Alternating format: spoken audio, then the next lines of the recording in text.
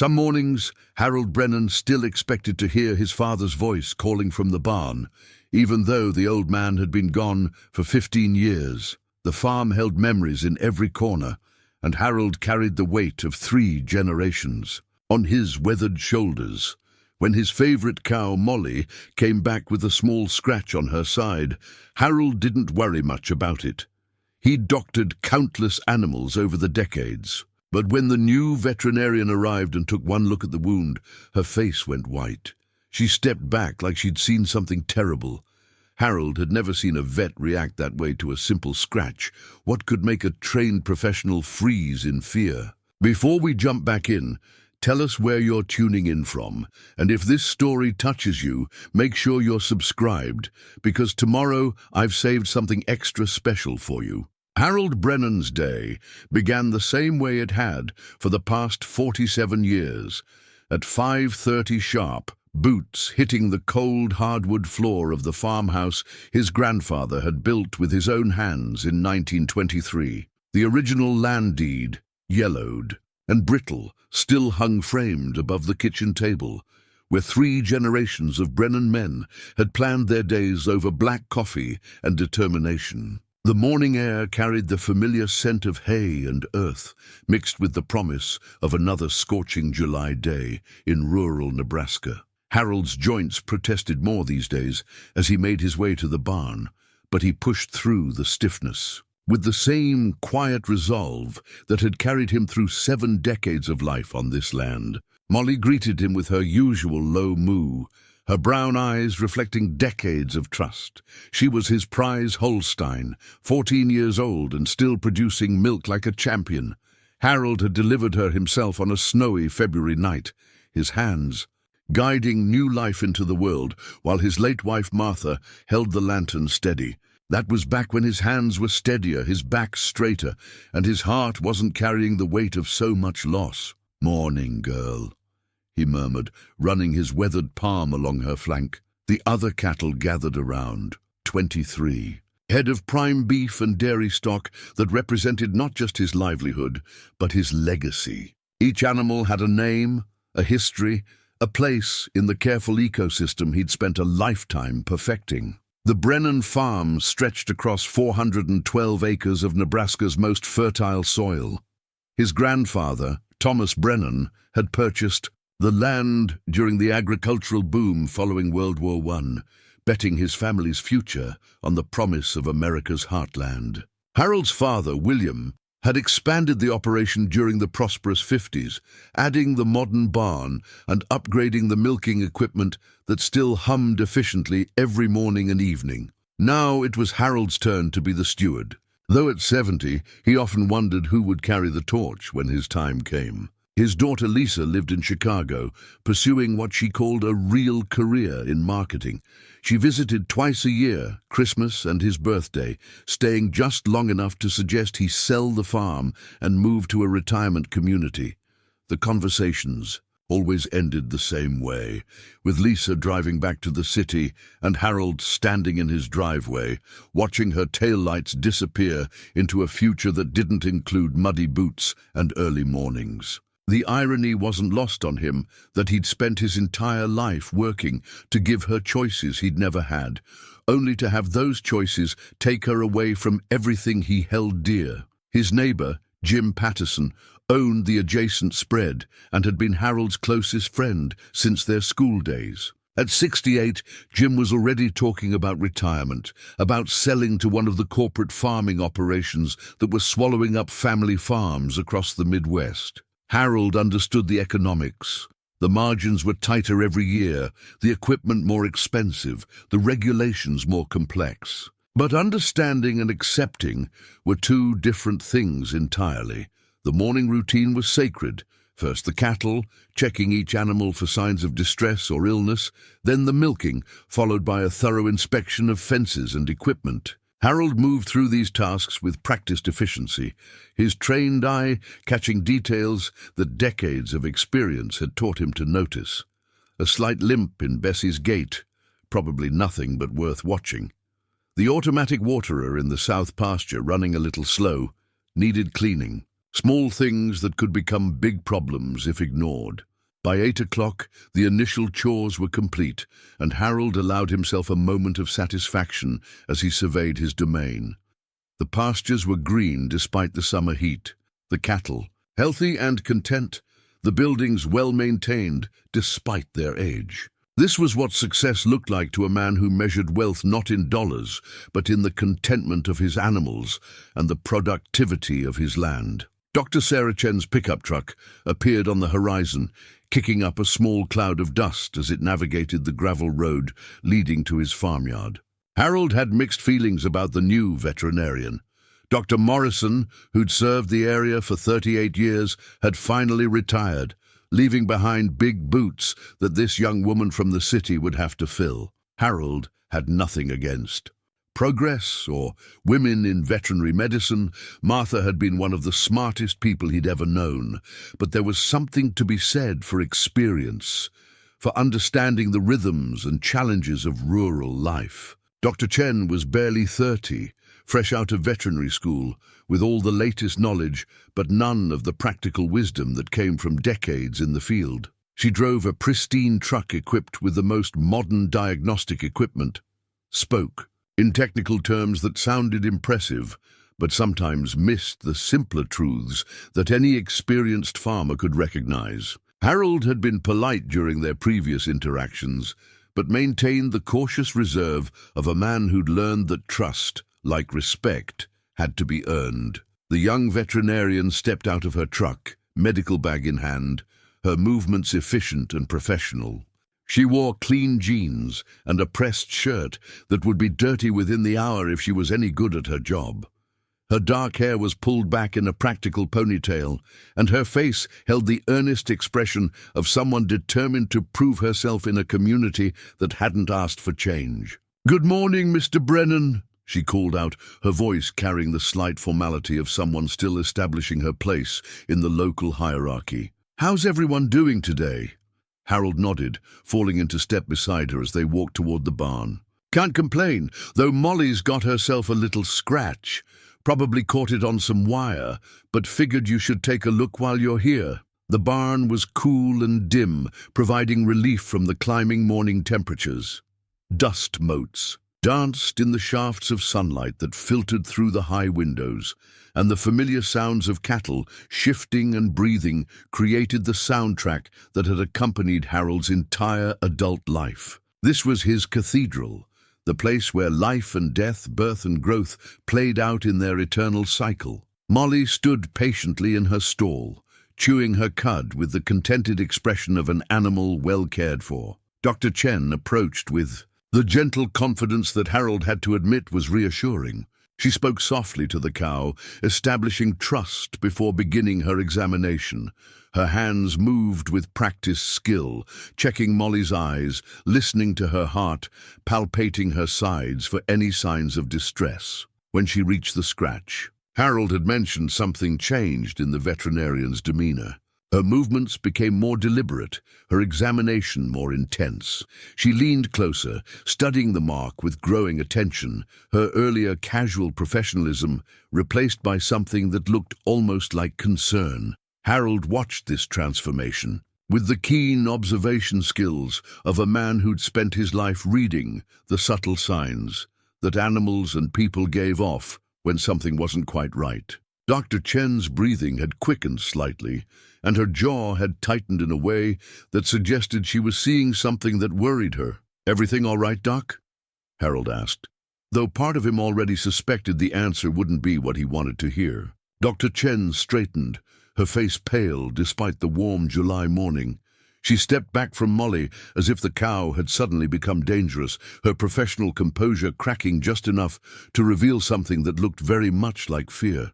The silence stretched between them, filled with the ordinary sounds of the barn that suddenly seemed ominous. Harold felt a chill that had nothing to do with the cool morning air, a premonition that his carefully ordered world was about to change in ways he couldn't yet imagine. Outside, the Nebraska sun climbed higher, promising another day of heat and routine.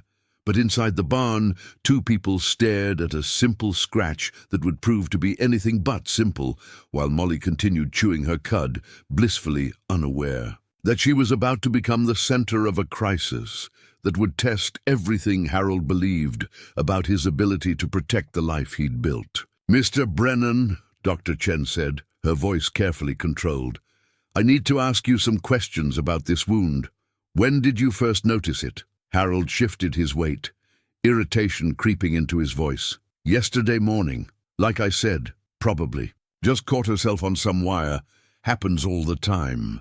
But Dr. Chen wasn't listening to his explanation.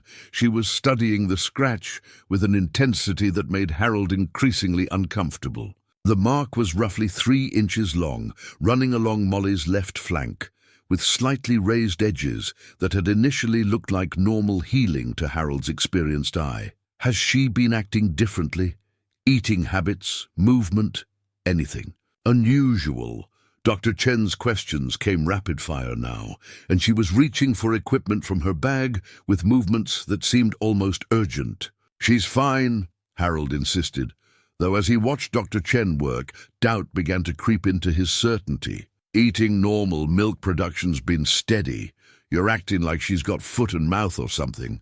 Dr. Chen's head snapped up at those words, her eyes meeting Harold's with an expression that sent ice through his veins. "Mr. Brennan, I'm going to need to examine all your cattle, right now, and I'm going to need you to call the county extension office." "Now hold on just a minute," Harold started, but Dr. Chen cut him off. "This isn't a simple scratch," she said, her professional mask slipping to reveal genuine alarm. "The pattern, the raised edges, the way it's healing, or not healing. I've seen this before, in textbooks, in case studies we studied in school." Harold felt his world tilt slightly. "What are you talking about?" Dr. Chen was already moving toward the next stall, her examination of the other cattle taking on the systematic urgency of someone looking for confirmation of their worst fears. "When was the last time you had any new animals on the property? Any contact with other herds?" "I haven't bought new stock in 2 years," Harold said, following her with growing alarm. "And my cattle don't go anywhere except these pastures." But even as he said it, memories began surfacing. Fragments of stories his father had told him, usually after a few beers and always with a haunted look in his eyes. Stories about the year Harold was barely 8 years old, when something had swept through the area like wildfire, decimating herds and bankrupting farmers who'd spent generations building their operations. After Dr. Chen finished her rapid examination of the other cattle, finding 2 more with similar markings that Harold had somehow missed, she turned to face him with the kind of expression that preceded life-changing news. "Mr. Brennan, I think we might be dealing with a highly contagious disease. I can't be certain without tests, but the symptoms match something that hasn't been seen in this area for decades." Harold's legs felt suddenly unsteady. He found himself leaning against the barn wall, the rough wood pressing into his back as memories flooded through him. "What kind of disease?" "I need to make some calls before I say anything definitive," Dr. Chen replied, already reaching for her phone. "But Mr. Brennan, if I'm right, we need to act fast. This could spread to other farms." The word spread hit Harold like a physical blow. He thought of Jim Patterson's herd just across the fence line, of the dozen other farms within a 5-mile radius, of the livestock auction that happened every Tuesday in town, where animals from across the county mingled in close quarters. "I need some air," Harold muttered, pushing past Dr. Chen and walking out into the bright morning sunlight that suddenly seemed harsh and unforgiving. His feet carried him toward the old storage shed behind the farmhouse, a building he rarely entered anymore except to retrieve Christmas decorations or look for spare parts for equipment that was probably older than Dr. Chen herself. But something was pulling him there, some half-remembered urgency that made his hands shake as he fumbled with the rusty padlock. The shed smelled of dust and motor oil, filled with the accumulated detritus of decades of farming, broken tools waiting for repairs that never came, boxes of receipts and records, and in the far corner, covered with a paint-stained tarp, his father's old trunk. Harold hadn't opened that trunk in 15 years, not since the day after his father's funeral, when he'd been looking for the deed to the back 40, But now his hands moved without conscious thought, pulling away the tarp and lifting the heavy lid. The trunk was filled with his father's papers, carefully organized in manila folders, despite William Brennan's gruff exterior. Harold's fingers found what they were looking for almost immediately, a thick folder marked 1953 Quarantine in his father's precise handwriting. Inside were documents that Harold had seen once before, but never really understood. Official. Papers from the Nebraska Department of Agriculture. Veterinary reports, and most chilling of all, a stack of yellow quarantine signs that had once been posted on their gates.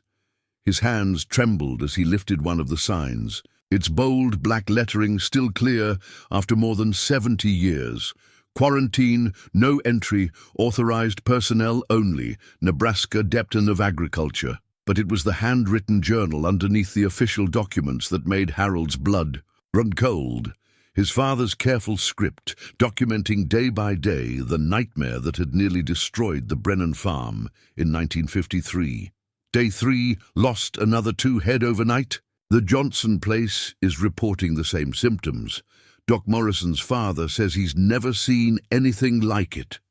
Day 7, State Inspector arrived today, confirmed our worst fears. They're calling it the Nebraska outbreak. Newspapers are starting to pick up the story. Day 12. Harold keeps asking why the cattle are dying. How do you explain to an 8-year-old that everything his grandfather built might be gone by Christmas? Harold's vision blurred as he read his father's words, remembering suddenly the fear that had permeated the household that terrible autumn. The hushed conversations between his parents, the men in official vehicles who came and went, the way his father had aged 10 years in 10 weeks. Mr. Brennan, Dr. Chen's voice from the shed doorway made him jump. She was looking at the quarantine, signs in his hands, with an expression that confirmed his worst fears. My father never talked about it much, Harold said quietly, his voice sounding older than his 70 years.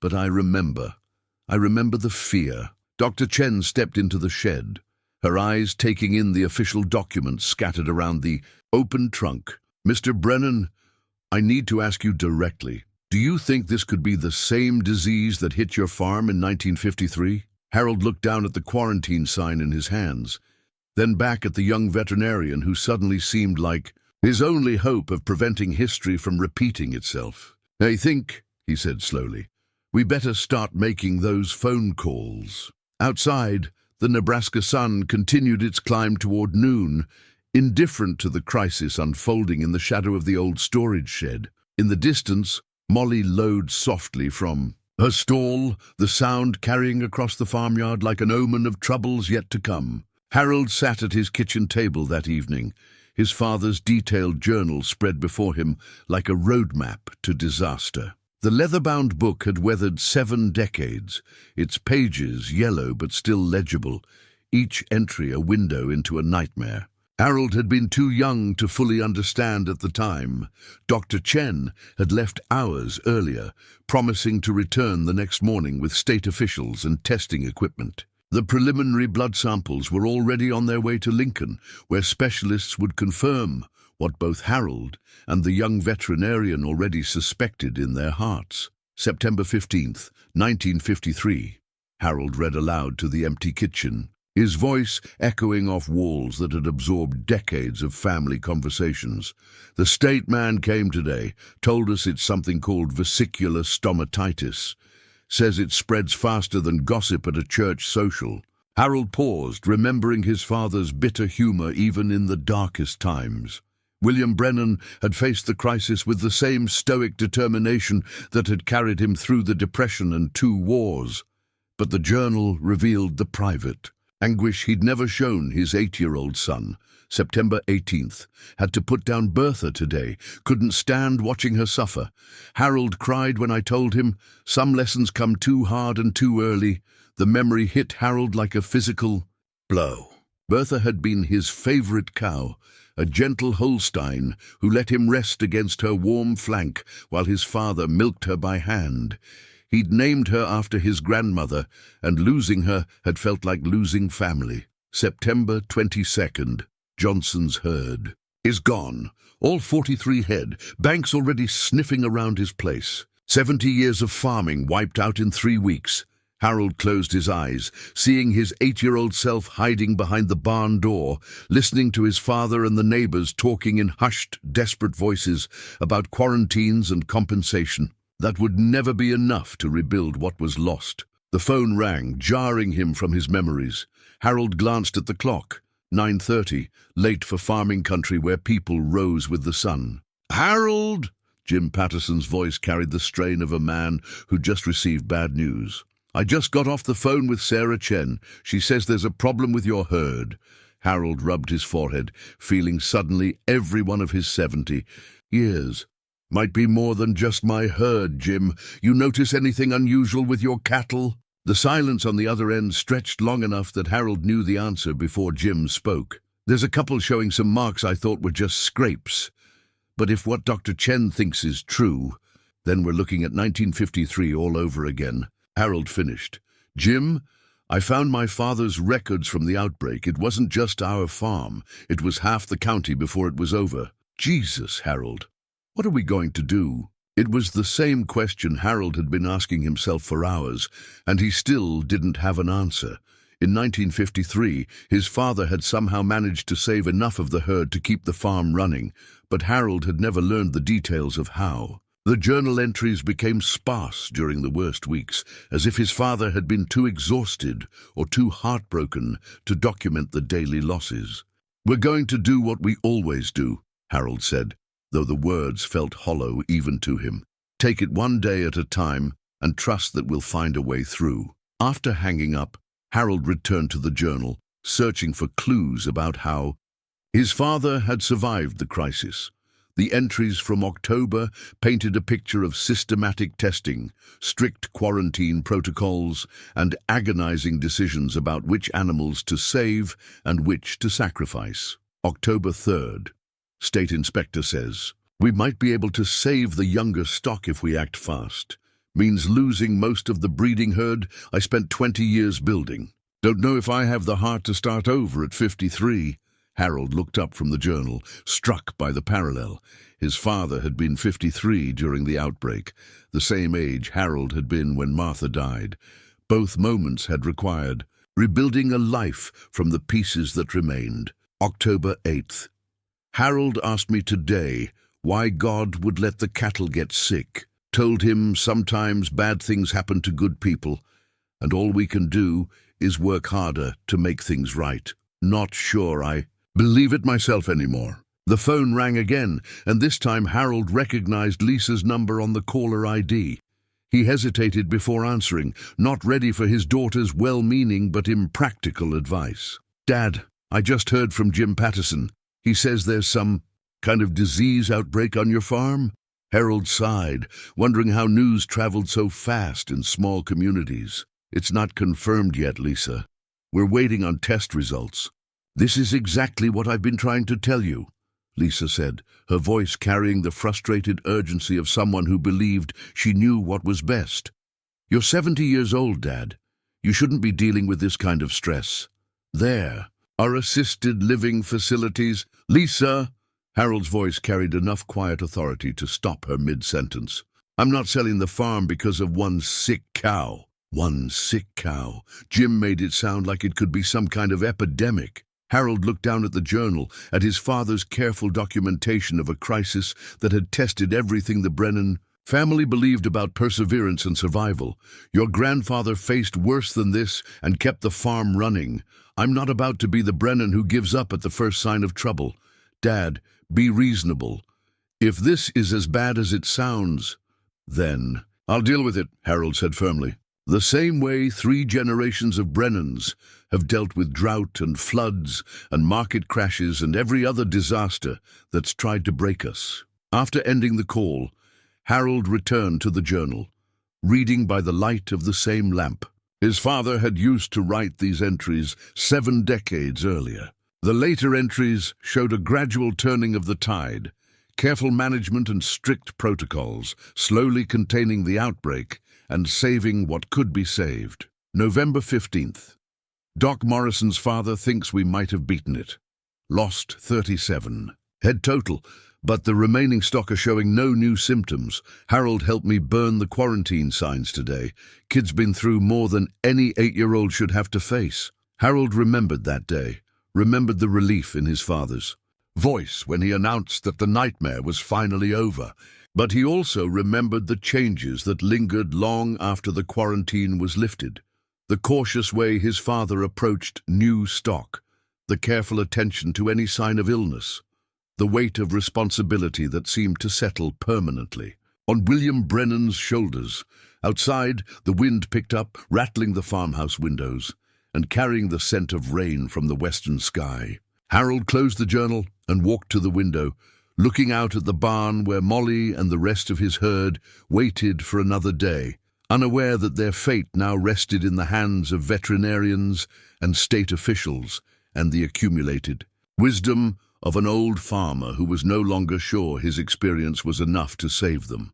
Tomorrow would bring test results and official protocols and decisions that would determine whether the Brennan farm survived its second great crisis. But tonight, Harold sat alone with his father's memories, searching the past for strength to face an uncertain future. The call came at 6:15 the next morning. Just as Harold was pulling on his boots, Dr. Chen's voice was tight with controlled urgency. "Mr. Brennan, the preliminary tests are positive. I'm on my way out with a team from the State Department. We need to implement immediate quarantine protocols." Harold stood in his kitchen, the phone pressed to his ear, staring at the faded photograph on the mantel that showed him as a boy of 10, standing next to his father and grandfather in front of the very barn where his cattle now waited unknowingly for their fate to be decided.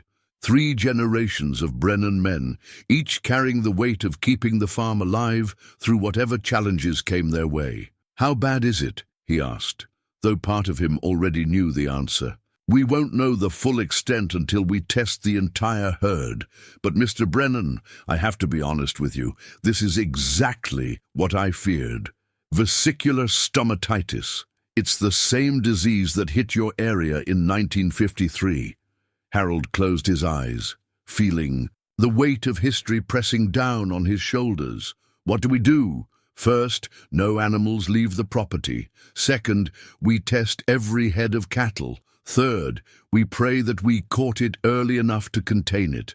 By 7:30, Harold's farmyard looked like a scene from his childhood nightmares. 3 official vehicles were parked near the barn, and people in protective clothing moved between his cattle with the systematic efficiency of a military operation. Dr. Chen coordinated the effort with quiet competence, but Harold could see the stress in the set of her shoulders and the way she checked and rechecked her notes. Mr. Brennan, the lead state inspector, approached him, a man named Davidson, who wore authority like an uncomfortable suit. "We need to discuss your options."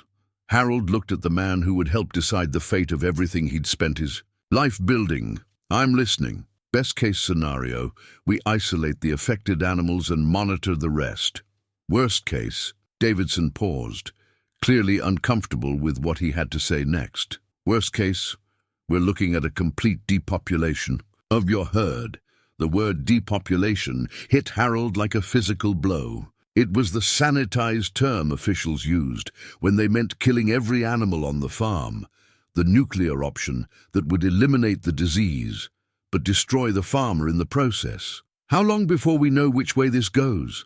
Harold asked, surprised by how steady his own voice sounded. 72 hours for definitive test results on all animals. But Mr. Brennan, I have to tell you, 3 of your neighbors have already called reporting similar symptoms in their herds." Harold felt the ground shift beneath his feet. This wasn't just about his farm anymore. This was about the entire community, about dozens of families whose livelihoods depended on their cattle, about a way of life that had endured for generations. "Doctor," Chen approached them, pulling off her protective gloves with hands that trembled slightly. "Mr. Brennan, I need to ask you about your family's experience in 1953. Your father's records might help us understand how this strain behaves." Harold nodded toward the house. "I'll get the journal." As they walked toward the farmhouse, Dr. Chen surprised him by speaking quietly, personally. My grandfather was a dairy farmer in California, lost everything in an outbreak when my father was young. That's part of why I went into veterinary medicine, to help prevent other families from going through what mine did. Harold looked at the young woman with new understanding. He'd assumed she was just another city-trained professional who saw farming as a job rather than a calling. But the pain in her voice when she spoke of her grandfather's loss was something. Harold recognized the generational weight of agricultural tragedy passed down through families like an inherited sorrow. "What happened to your grandfather?" he asked as they reached the porch. "He moved to town, got a job at the feed store, died 5 years later. My father always said it wasn't the disease that killed the cattle. It was losing the farm that killed." My grandfather, inside the farmhouse, Harold spread his father's journal on the kitchen table, watching as Dr. Chen read through the entries with growing concentration. Her medical training allowed her to interpret symptoms and progression patterns that had just been desperate observations to his father. "This is invaluable," she said, photographing pages with her phone. "Your father documented the exact timeline, the spread pattern, even the recovery rates. This could help us develop a more targeted response." Harold felt a strange pride in his father's meticulous record-keeping, even as the records documented one of the worst periods in their families. "History, Dr. Chen," he said quietly.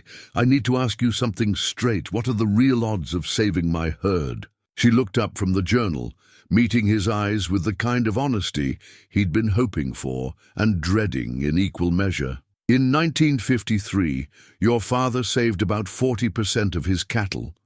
With modern veterinary medicine, better testing, faster response times, we should be able to do better than that. But Mr. Brennan, I won't lie to you. This is serious, very serious." The phone rang, and Harold saw Jim Patterson's name on the caller ID. When he answered, his neighbor's voice was thick with barely controlled emotion. "Harold, they're here at my place now. State people, veterinarians, the whole circus.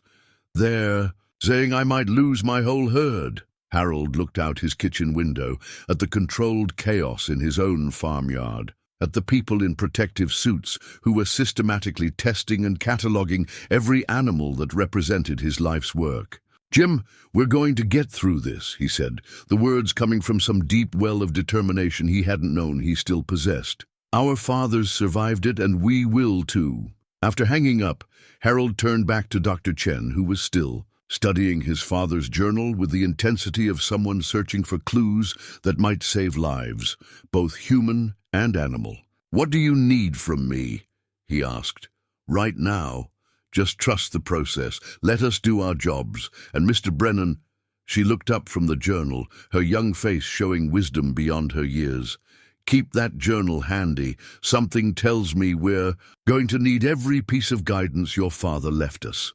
Outside, the Nebraska morning was heating up, promising another day of oppressive humidity. But inside Harold's kitchen, surrounded by the documentation of past survival and the quiet competence of professionals fighting to prevent history's worst chapters from repeating, there was something that felt almost like hope. 3 days into the quarantine, Harold's world had shrunk to the boundaries of his own property. Yellow tape surrounded his farm like crime scene barriers, and official signs warned away visitors with the authority of the state behind them. The isolation was almost as crushing as the uncertainty. Harold stood at his kitchen window, watching Dr. Chen and her team conduct their morning rounds. The young veterinarian had essentially moved into the county, staying at the local motel and spending 12-hour days shuttling between affected farms.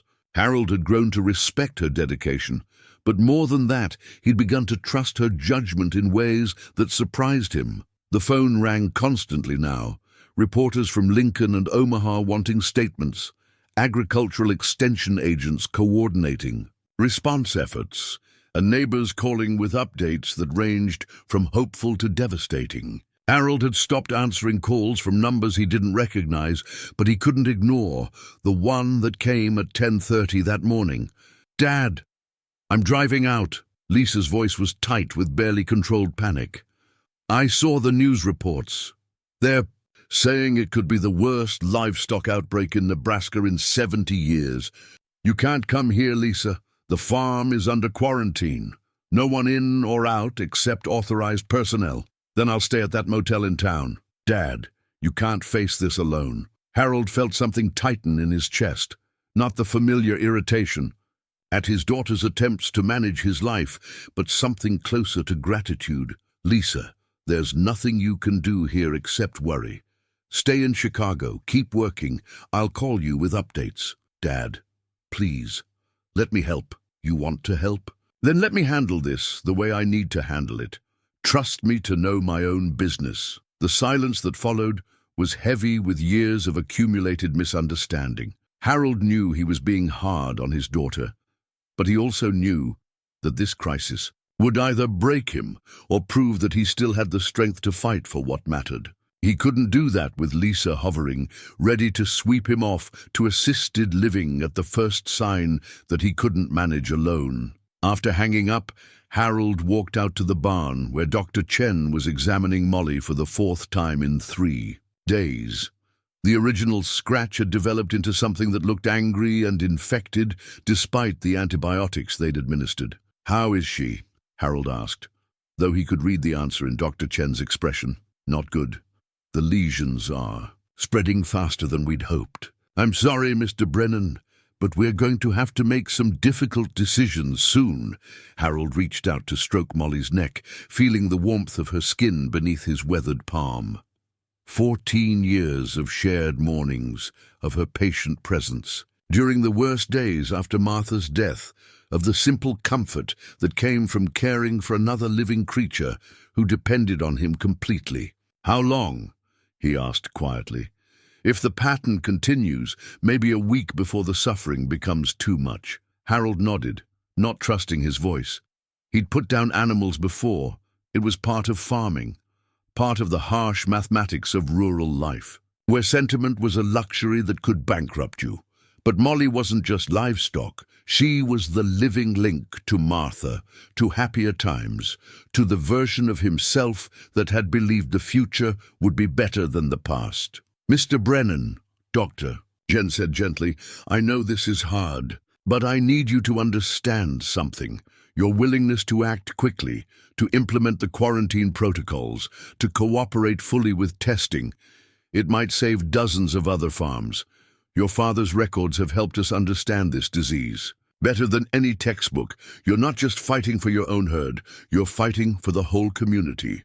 Harold looked up at her, seeing something in her young face that reminded him of himself at that age.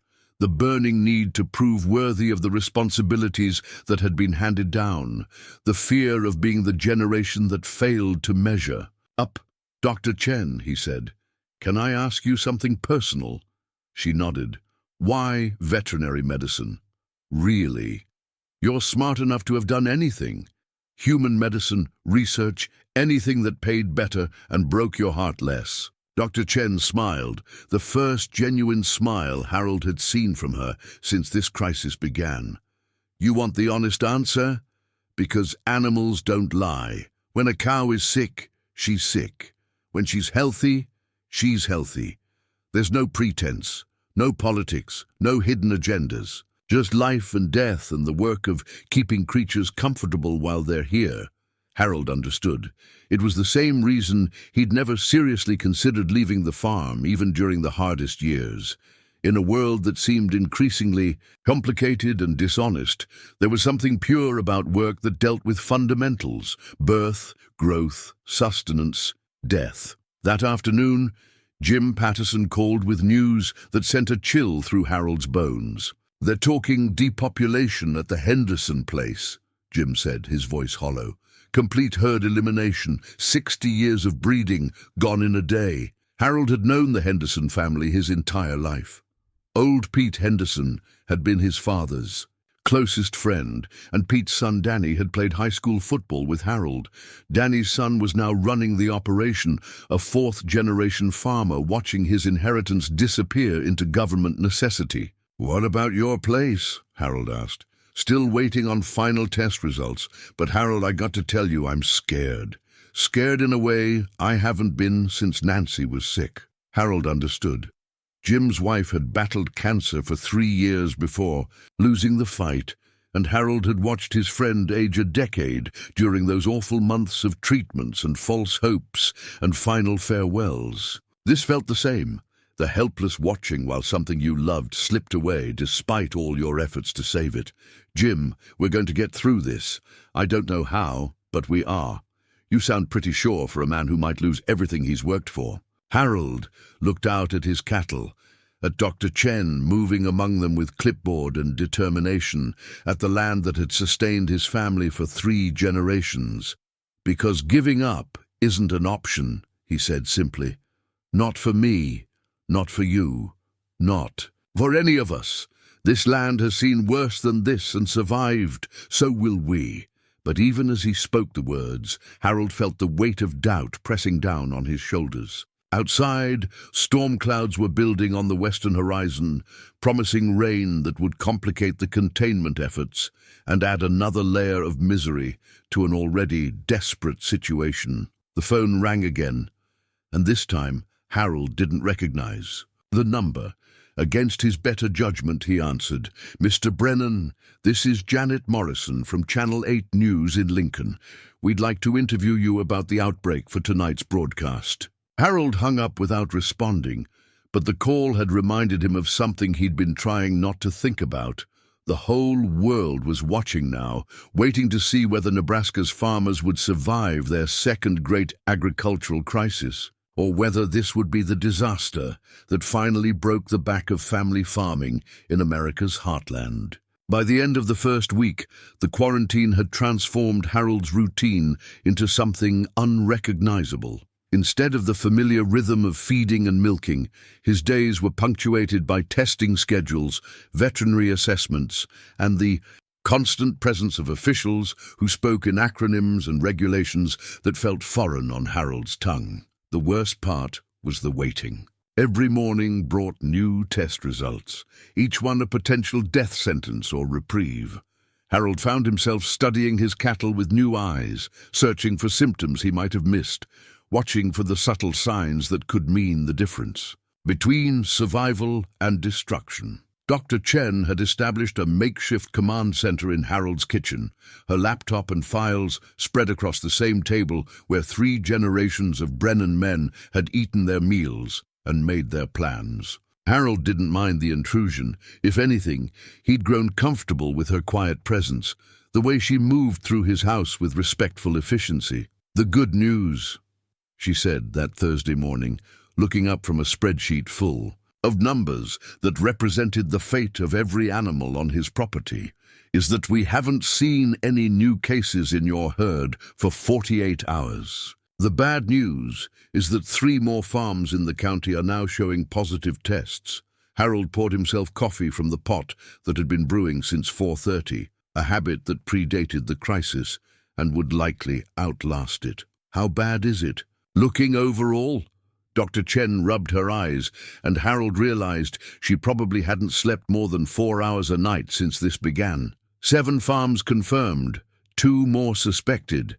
If the pattern holds, if it spreads the way it did in 1953, we could be looking at half the county before it's contained. Harold thought of all the families he'd known his entire life, the children he'd watched grow up and take over their parents' operations, the neighbors who'd helped him through Martha's illness and his father's death. Each infected farm represented not just economic disaster, but the potential end of a way of life that stretched back generations. What does the state want us to do? They're pushing for more aggressive depopulation protocols. The theory is that if we eliminate infected herds quickly enough, we can prevent further spread. Harold set down his coffee cup with more force than necessary. "You mean kill every animal on a farm because a few are sick?" "It's not that simple, Mr. Brennan. I know it sounds harsh, but sometimes it sounds like giving up," Harold interrupted. "My father didn't give up in 1953, and look," he gestured around the kitchen at the farm that still stood 70 years later.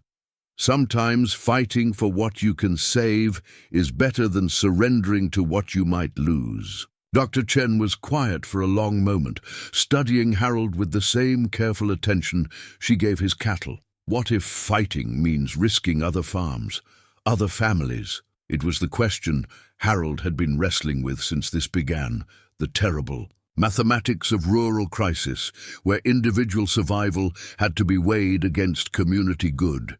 He thought of his father's journal, of the careful decisions William Brennan had made about which animals to save and which to sacrifice. My father wrote something, Harold said finally, about the difference between being responsible and being afraid.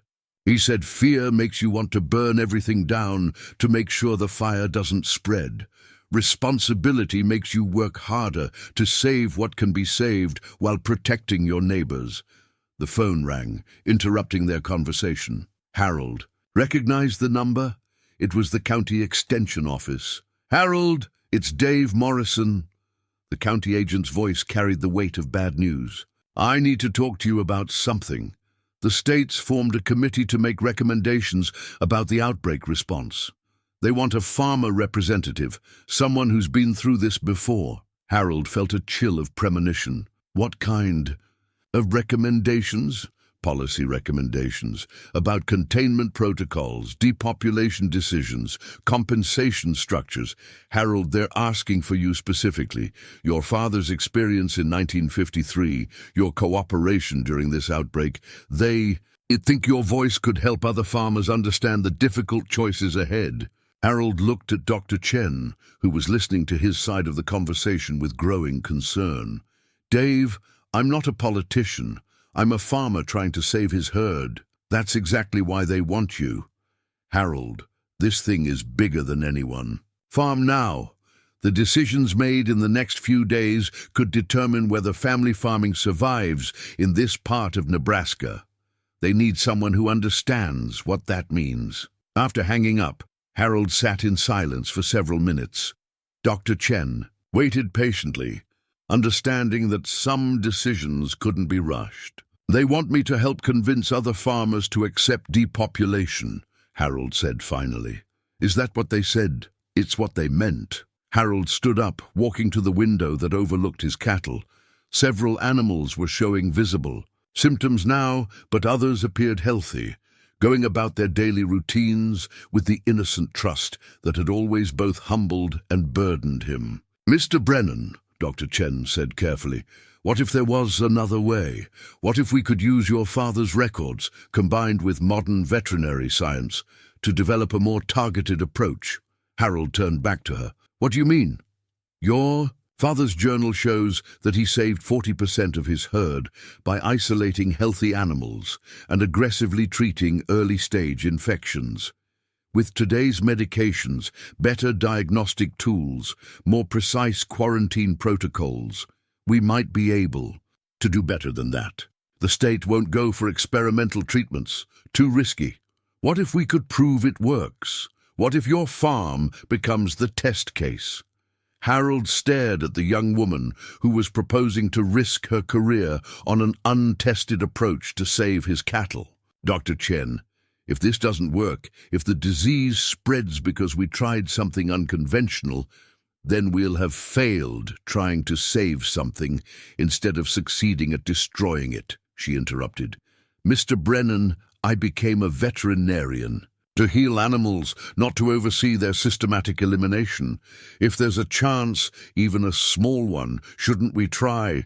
Harold thought of his father, of the impossible choices William Brennan had faced with only instinct and determination to guide him. He thought of Molly, still alive despite the spreading lesions, still trusting him to make the right decision. He thought of the committee in Lincoln, waiting for him to help them convince frightened farmers to accept the loss of everything they'd worked for. Outside, the afternoon sun beat down on Nebraska soil that had supported the Brennan family through depression, drought, war, and previous outbreaks. The land endured, but the people who worked it had to choose every day whether to fight or surrender, whether to risk everything for the chance of saving something or to accept the certainty of losing it all. "Dr. Chen," Harold said quietly, "what exactly are you proposing?" Dr. Chen's proposal was ambitious and risky. Use Harold's farm as a pilot program for an intensive treatment protocol based on his father's 1953 methods, enhanced with modern veterinary science. Instead of the wholesale destruction that state officials were recommending, they would attempt surgical isolation of infected animals while aggressively treating those showing early symptoms. Harold spent 2 sleepless nights reading and rereading his father's journal, looking for patterns and insights that might inform their approach. The more he studied William Brennan's careful documentation, the more convinced he became that his father had discovered something that modern agricultural policy had forgotten, that sometimes the patient application of individual care could succeed where broad systematic approaches failed. On Saturday morning, Harold called Dave Morrison at the county extension office. "Dave, tell the state committee I'll serve, but on one condition: they let me try something different on my farm." "First, Harold, I don't think they're looking for experimental approaches right now. The pressure from Lincoln is to contain this thing as quickly as possible." "Then tell them I'm not interested in their committee. I've got a farm to run and cattle to save." The gamble paid off. By Monday afternoon, Dr. Chen had official permission to implement what the state was calling enhanced individual animal management protocols on Harold's farm, with the understanding that if the approach failed, if the disease spread beyond his property boundaries, the entire herd would be immediately destroyed. "No pressure," Dr. Chen said with grim humor as she organized her enhanced medical supplies in Harold's barn. "Just the future of family farming in Nebraska," Harold replied, but he was smiling as he said it. The intensive treatment began immediately. They isolated the visibly infected animals in a separate section of the barn, implementing quarantine procedures that were stricter than anything Harold had seen during the initial outbreak response. Dr. Chen worked 18-hour days, monitoring every animal individually, adjusting medications based on response patterns that she cross-referenced with William Brennan's 70-year-old observations. For 3 days, the approach seemed to be working. New infections slowed, and several animals showed improvement. Harold allowed himself to hope that they might actually save most of his herd. Then on Thursday evening, everything changed. Harold was in the barn checking on Molly when Dr. Chen's phone rang. He watched her face transform as she listened to whoever was on the other end. First confusion, then shock, then something that looked like betrayal. "What is it?" Harold asked when she hung up. Dr. Chen sat heavily on a hay bale, staring at her. Phone as if it had delivered news of a death in the family. "That was the state lab in Lincoln. They finished the genetic analysis of the disease samples." Harold waited, sensing that whatever came next would change everything. "Mr. Brennan, this isn't vesicular stomatitis. It never was." The words didn't make sense at first. Harold had been operating under the assumption that they were fighting the same disease that had nearly destroyed his father's farm in 1953. All their treatment protocols, all the historical parallels, everything they'd built their response on. Then, what is it? It's something new, something they've never seen before. The symptoms are similar enough to VS that it fooled everyone initially, but the genetic markers are completely different. Harold felt the ground shift beneath his feet. Knew how? Dr. Chen looked up at him with eyes that held a mixture of scientific fascination and personal dread. "The lab thinks it might be a mutation, possibly triggered by environmental factors. The preliminary analysis suggests it's actually more contagious than vesicular stomatitis. But, and this is the crucial part, it might also be more treatable." Harold tried to process what she was telling him. "More treatable how?" "The cellular structure suggests it could respond to antiviral medications that didn't exist in 1953. Mr. Brennan, if they're right, we might not just save your herd. We might be able to cure this thing entirely." For a moment, Harold felt a surge of hope so powerful it was almost painful. then reality crashed back down on him. But if it's more contagious, then our isolation protocols might not be enough. And if the state finds out we've been treating an unknown disease with experimental methods, they'll shut us down immediately, Harold finished. Dr. Chen nodded. Worse than that. If this thing spreads because we took risks with an unknown pathogen, we could be looking at criminal charges, and not just for us, for everyone who authorized this approach. Harold walked over to Molly's stall, looking at the cow who had unwittingly become the center of a crisis that was now bigger than anyone had imagined. She looked back at him with the same trusting brown eyes that had greeted him every morning for 14 years, unaware that she was patient zero in what might become a completely new chapter in agricultural disease management. Dr. Chen, Harold said quietly, I need you to be completely honest with me. What are the real odds that we can contain this and treat it successfully? She was quiet for a long time, and Harold appreciated her refusal to offer false comfort.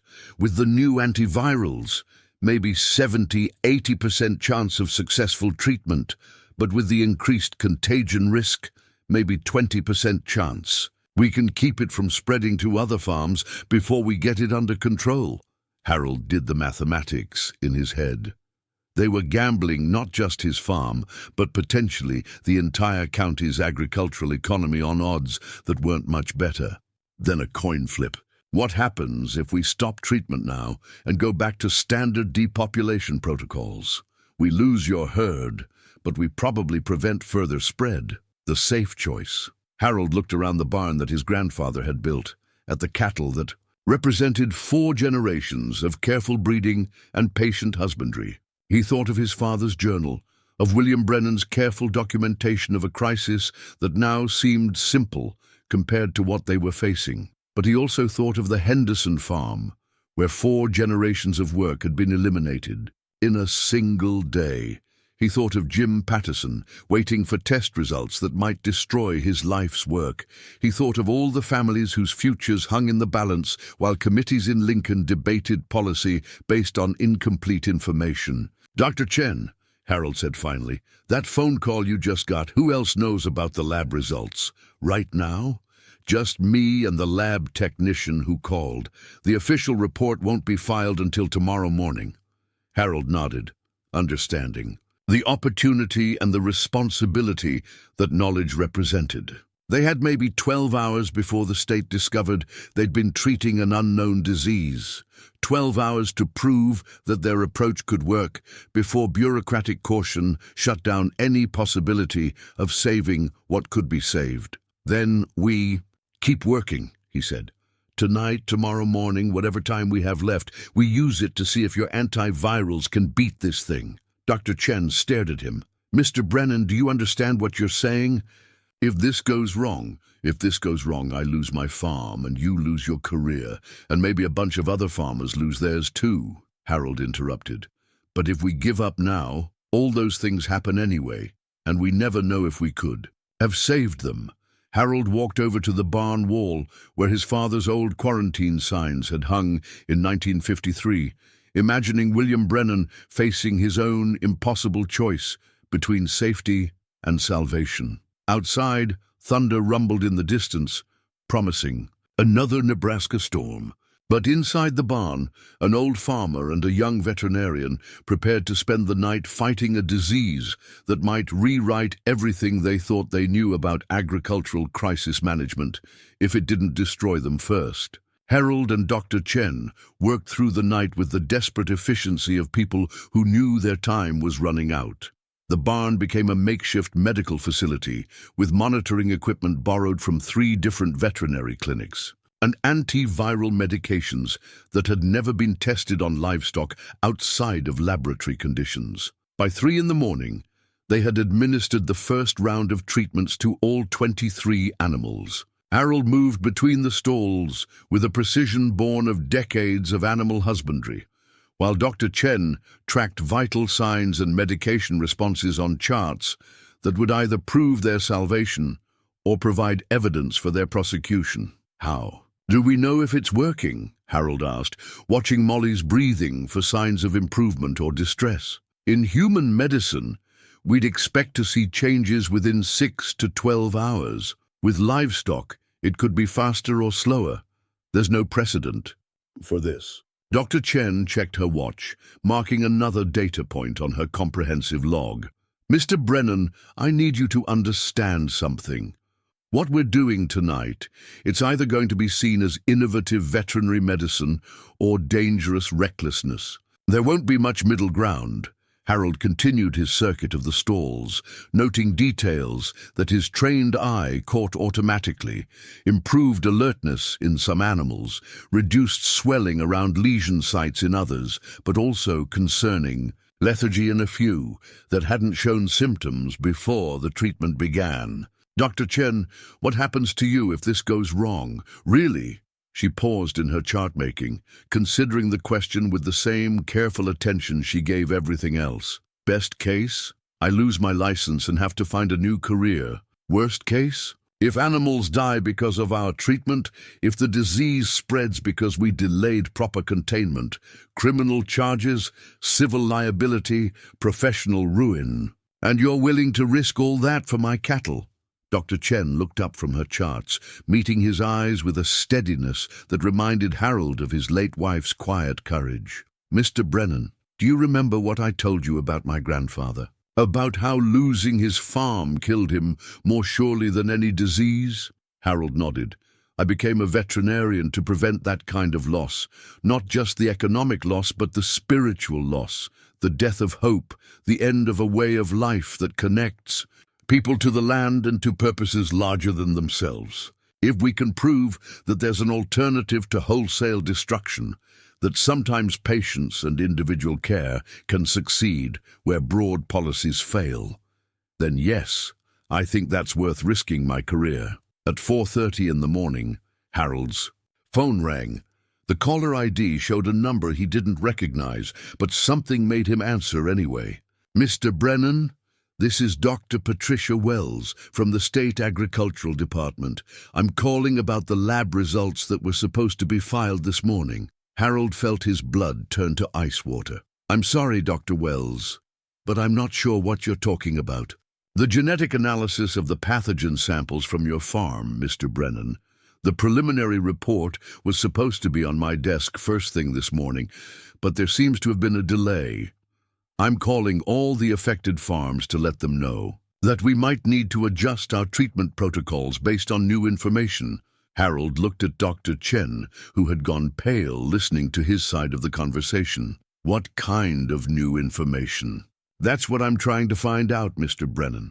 The lab technician who called in the preliminary results yesterday evening hasn't reported to work today. We're trying to locate him and get clarification on what he found. The implication was clear. The lab technician who had called Dr. Chen with news of the genetic analysis had either failed to file his official report or had deliberately delayed it. Either way, Harold and Dr. Chen had been given an unexpected reprieve, but one that could end at any moment. Dr. Wells, Harold said carefully, what should we be doing in the meantime? Continue with current protocols for now. But Mr. Brennan, I want you to know that there are some concerns at the state level about the experimental approach you've been taking.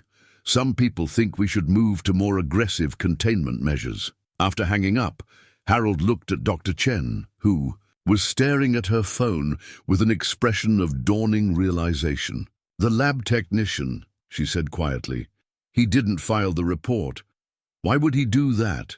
Because he knows what will happen if the state finds out we're dealing with an unknown pathogen. Immediate shutdown, complete depopulation, no chance. To explore treatment options. Dr. Chen set down her charts, her hands shaking slightly.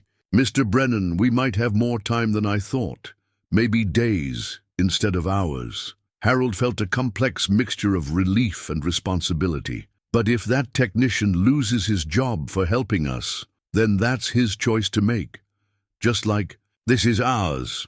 By dawn, the results of their night's work were becoming visible. Of the 23 animals they'd treated, 18 showed clear signs of improvement. The lesions that had been spreading aggressively were stabilizing, and several animals that had been lethargic were moving around their stalls with something approaching normal energy. But 5 animals, including Molly, were showing troubling symptoms that seemed worse than before treatment began. "Is this normal?" Harold asked, watching his favorite cow struggle to maintain her balance. "I don't know," Dr. Chen admitted. "With an unknown pathogen and untested treatments, everything we're seeing is unprecedented. It could be a normal part of the healing process, or it could mean the treatment isn't working for some animals." Harold knelt beside Molly's stall, reaching through the bars to stroke her neck. The cow that had been his companion through the loneliest years after Martha's death was clearly suffering. Her breathing labored and her eyes dulled with pain. "Dr. Chen, if the treatment isn't working for her, we give it more time. Mr. Brennan, I know this is hard to watch, but we have to see this through. If we start making decisions based on individual cases instead of the overall pattern..." Harold's phone interrupted her, ringing with Jim Patterson's number. "Harold, you need to get over here right now." Jim's voice was tight with panic. "Something's happening with my cattle. Something bad." Harold felt his stomach drop. "What kind of something?" "I've got 6 animals down, Harold. 6 animals that were fine yesterday morning. And the symptoms, they look just like what you described from your place, but worse. Much worse." Harold closed his eyes, understanding immediately what this meant. Despite all their careful isolation protocols, despite all their hopes that they could contain the disease while treating it, the pathogen had somehow spread to Jim's farm. "Jim, have you called Dr. Chen? She's next on my list." "Harold, if this thing is spreading, we'll figure it out, Jim. Don't panic. Don't call anyone else yet. Let us see what we're dealing with first." After hanging up, Harold turned to Dr. Chen, who had heard enough of the conversation to understand the implications. "It's spread," she said. Not a question, but a statement of devastating fact. Harold nodded. "Which means our time just ran out. When the state finds out that the disease has jumped to another farm while we were conducting experimental treatments, they'll shut us down immediately and order complete depopulation of every farm in the county." Dr. Chen finished. They stood in the dawn light, filtering through the barn windows, surrounded by animals that might represent either a breakthrough in agricultural disease management or evidence of their catastrophic failure. In the distance, Harold could see Jim Patterson's farm, where 6 more animals were fighting for their lives while the clock ticked down toward discovery and the end of everything they'd tried to accomplish. "Dr. Chen," Harold said quietly, "how long do you think we have before someone else notices what's happening at Jim's place?" She checked her watch, calculating the rhythm of rural life that governed their community. "Farm supply truck makes deliveries. On this route every Tuesday. Mail carrier comes through around 10. If Jim's cattle are visible from the road, maybe 2 hours before someone sees them and calls it in. 2 hours to prove that their treatment approach could work not just on Harold's farm, but in preventing the spread they'd failed to contain. 2 hours to save not just Harold's herd, but the agricultural future of their entire community. Outside, the Nebraska sun climbed steadily toward what might be the most important morning in the county's farming history.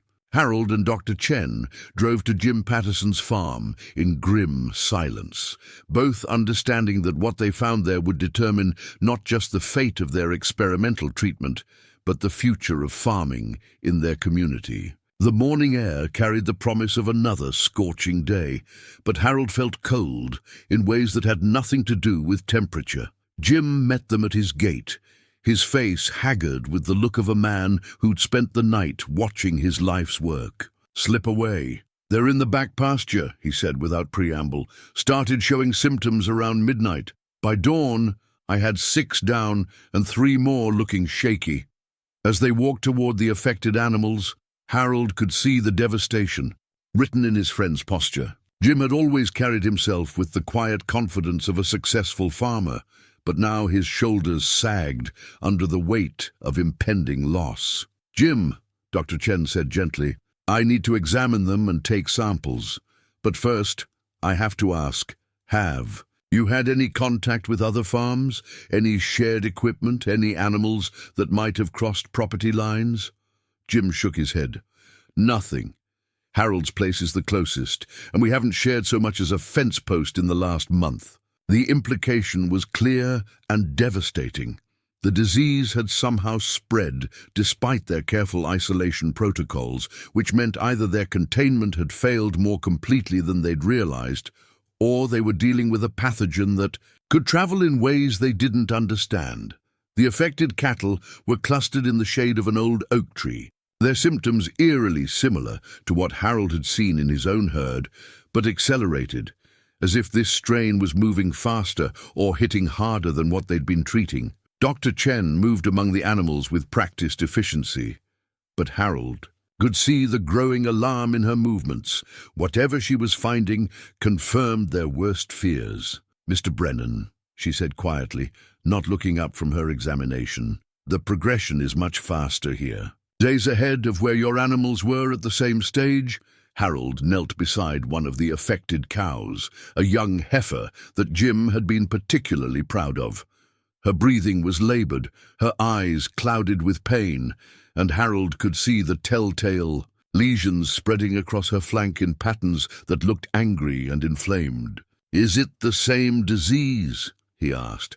Dr. Chen finished her examination and stepped back, pulling off her gloves with movements that spoke of professional defeat. "It's related but different, like a mutation of what we've been treating, but more aggressive." Jim overheard this and his face went white. "A mutation? You mean it's changing?" "It's possible," Dr. Chen said carefully. "Pathogens sometimes mutate when they encounter treatment pressure, especially with antivirals. It's one of the risks of experimental treatment protocols." The words hit Harold like a physical blow. They had tried to save his herd with untested treatments, and in doing so, they might have created something worse, a disease that was not only spreading but evolving, becoming more dangerous with each farm it touched. "Dr. Chen," Harold said, his voice barely above a whisper, "are you saying our treatment might have caused this?" She was quiet for a long moment, studying the data on her tablet with the concentrated attention of someone trying to find hope in hopeless numbers. "I'm saying it's possible. The antiviral pressure could have selected for more aggressive variants of the pathogen." Jim sat heavily on a fallen log, his head in his hands. 60 years of breeding, 60 years of building this herd, and now it's going to die because we tried to be too clever. Harold felt the weight of responsibility settling on his shoulders like lead. He had pushed for the experimental treatment, had convinced Dr. Chen to risk her career on an untested approach, and now his friend might lose everything because of their shared gamble. But as he watched Jim's despair, Harold also felt something else rising in his chest, not resignation, but a familiar stubbornness that had carried the Brennan family through 7 decades of agricultural challenges. "Jim," he said firmly, "it's not over yet." "Harold, look at them. Look at my cattle. How is this not over?" Harold stood up, brushing dust from his knees, and walked over to where Dr. Chen was taking photographs of the affected animals for documentation. "Dr. Chen, if this is a mutation caused by treatment pressure, then it's still related to the original pathogen, right?" "Yes, but then the same antivirals might work. But we need to adjust the dosage, the timing, something to account for the increased aggression." Dr. Chen stared at him. "Mr. Brennan, we don't have time for more experimentation. In less than an hour, someone's going to notice these animals and call the state. When they find out we've been treating an unknown pathogen with experimental methods and it's mutated and spread, then we better work fast," Harold interrupted. "Jim, how much time do you think we have before someone sees these cattle?" Jim looked toward the road, calculating the morning routines of their rural community. "Mail truck comes by in about 45 minutes. If Carl Peterson sees animals down in my pasture from the road, then we have 45 minutes to see if we can make a difference," Harold said. "Dr. Chen, what do you need?" The young veterinarian looked between Harold and the suffering cattle, her expression cycling through doubt, fear, and finally, determination. Higher doses of the antiviral, administered intravenously for faster absorption, and a lot of luck. What followed was the most intense 30 minutes of Harold's 70 years. Dr. Chen worked with the focused desperation of someone performing surgery in a field hospital, while Harold and Jim moved between the animals with the coordinated efficiency of men who had spent decades working together. The modified treatment protocol was purely theoretical. Higher doses of antiviral medications delivered intravenously, combined with anti-inflammatory drugs to combat the more aggressive symptoms of the mutated strain. Dr. Chen had no research to guide her, no textbook protocols to follow, just her veterinary training and the desperate hope that sometimes medical miracles happened when people refused to accept defeat. "Respiratory rate is improving on the first animal," Dr. Chen called out, checking the young heifer that had been closest to death 20 minutes earlier. "Harold, can you check the lesions on number 3? Tell me if you see any changes in the inflammation." Harold examined the third cow, running his experienced hands along her flank where angry red marks had been spreading like wildfire. "They're not getting worse," he said, hardly daring to hope. "They might even be receding." Jim, who had been monitoring the road for approaching vehicles, suddenly called out, "Truck coming. Looks like Carl Peterson's mail delivery." All 3 of them froze. Carl Peterson had been delivering mail to their route for 15 years, and he knew every farmer's operation well enough to recognize when something was wrong. If he saw cattle down in Jim's pasture, he would call the county extension office before he finished his route. "How far out?" Dr. Chen asked, not looking up from the animal she was treating. "Maybe 2 minutes," Jim replied. Harold made a decision. That surprised even him. "Jim, get your pickup truck and park it between the pasture and the road. Pretend you're working on the fence line. If Carl stops, tell him you're doing routine maintenance. Harold, he'll know something's wrong if he sees me out there instead of in the fields. Then make sure he doesn't stop." Jim ran toward his truck, while Harold and Dr. Chen continued working on the remaining animals. The minutes stretched like hours, each one bringing them closer to either salvation or discovery. "The medication is taking effect," Dr. Chen said, her voice tight with concentration. "All 9 animals are showing improved vital signs. But Mr. Brennan, I need to tell you something. Even if this works, even if we save Jim's cattle, we're still facing the same problem we had this morning." Harold continued monitoring the animal nearest to him, watching for signs of distress or improvement. "What problem?" "The disease is still mutating. What we're treating now isn't what we'll be dealing with tomorrow or next week. Each time the pathogen encounters our treatment, it has the potential to evolve into something more resistant, more aggressive." Harold understood the implications immediately. They weren't just fighting one disease. They were potentially locked in an evolutionary arms race with a pathogen that could adapt faster than they could develop treatments. "So what are you saying?" "I'm saying that even if we prove our treatment works, the state might still order complete depopulation. The risk of continued mutation might be too great to accept." From the road came the sound of Carl Peterson's mail truck slowing down. Harold saw Jim wave casually from beside his pickup, maintaining the pretense of routine farm maintenance. The mail truck paused for what felt like an eternity, then continued on its route without stopping. Jim jogged back to the pasture, relief evident in his face. Carl waved back. I don't think he saw anything unusual, but their reprieve was temporary. Dr. Chen was right. Even if they saved these animals, they were fighting a larger battle against bureaucratic fear and the reasonable caution of people who understood that sometimes containment was more important than cure. Dr. Chen, Harold said, making a decision that felt like jumping off a cliff. What if we could prove that the mutations are predictable, that we can stay ahead of them? She looked up from her patient, her face skeptical. How? Your grandfather's farm in California. You said he lost everything in an outbreak. Do you remember what disease it was? It was vesicular stomatitis. But I don't see how. What if this isn't a new disease at all? What if it's the same pathogen that hit my father's farm in 1953, that hit your grandfather's farm, that's been circulating and mutating for decades? What if we're not dealing with something unknown, but something that's been evolving in agricultural communities for 70 years? Dr. Chen stared at him, and Harold could see her scientific mind racing through the implications. If that's true, if we could trace the genetic lineage, understand the mutation patterns, then we might be able to predict where it's going next, develop treatments that stay ahead of the evolution instead of chasing behind it. The last of Jim's cattle was showing clear signs of improvement now, standing and moving with something approaching normal energy, but Harold knew their real test was just beginning. In the distance, another vehicle was approaching on the county road, and this one looked official. "That's Dave Morrison's truck," Jim said quietly. "County Extension Office."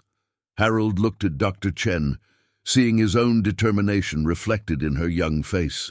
"Are you ready to make the case that could save family farming in Nebraska, or end both our careers trying?" she replied. "Let's do it." Dave Morrison's truck pulled into Jim Patterson's farmyard, followed by two state vehicles that Harold recognized from his own farm. Dr. Patricia Wells from the State Agricultural Department stepped out of the lead car, her expression grim with the weight of decisions that would affect hundreds of farming families. Harold walked toward the approaching officials with the steady pace of a man who had made peace with whatever consequences awaited him. Behind him, 9 cattle that had been dying an hour earlier were now grazing peacefully in the morning sun, living proof that sometimes the impossible was just improbable. "Mr. Brennan," Dr. Wells said, her tone carrying the carefully controlled authority of someone delivering news that no one wanted to hear, "we need to discuss the situation immediately.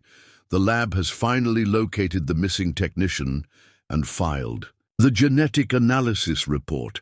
We now know we're dealing with an unknown pathogen." "Dr. Wells," Harold replied, his voice carrying the calm certainty that had sustained him through 70 years of rural challenges, "I'd like you to meet Dr. Chen, who has some information that might change how we approach this crisis."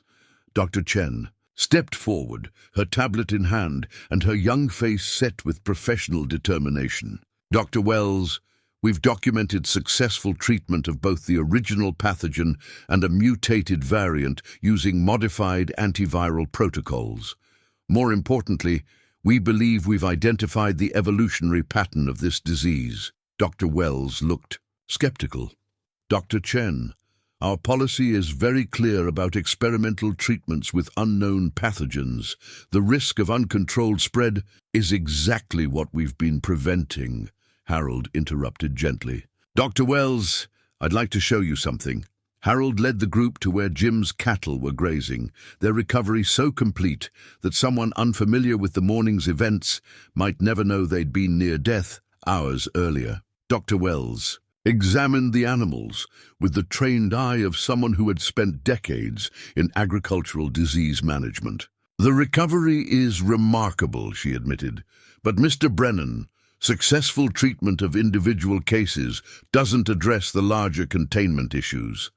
If this pathogen continues to mutate, then we stay ahead of it," Dr. Chen interrupted, pulling up data on her tablet.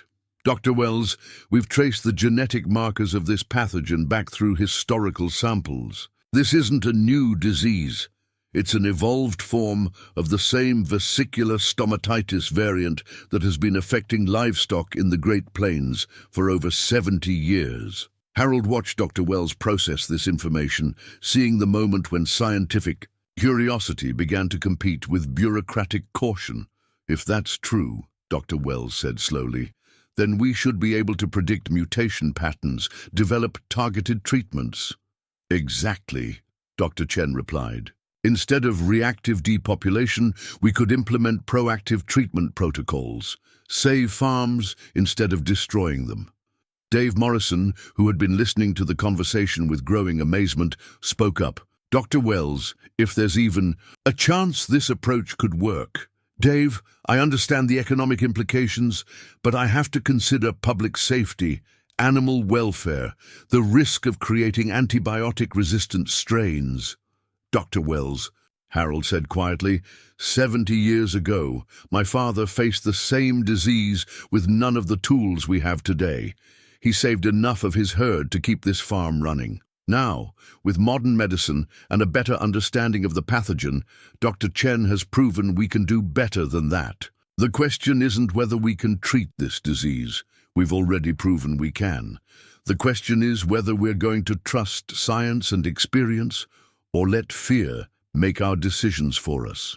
The morning sun climbed higher as the group stood in Jim Patterson's farmyard, surrounded by evidence of what was possible when people refused to accept that destruction was the only option. Harold felt the weight of 3 generations of Brennan determination flowing through him, the accumulated wisdom of men who had faced drought and depression, disease and despair, and had chosen to fight for what could be saved rather than surrender to what might be lost. Dr. Wells was quiet for a long time, studying the recovered cattle, reviewing Dr. Chen's data, weighing the competing demands of caution and hope that defined her professional responsibilities. Dr. Chen, she said finally, how quickly could you develop treatment protocols for the other affected farms? The basic framework already exists. With additional veterinary support and proper pharmaceutical supplies, we could begin implementation within 48 hours. And the mutation risk? We monitor continuously, adjust treatments as needed, and maintain the genetic database to track evolutionary patterns. It's not risk-free, Dr. Wells, but it's managed risk rather than certain loss. Dr. Wells nodded slowly. Mr. Brennan, you understand that if this approach fails, if the disease spreads beyond our ability to control it, then we'll face that when it happens, Harold replied. But Dr. Wells, I've learned something in my 70 years. The biggest risk isn't in trying something that might not work.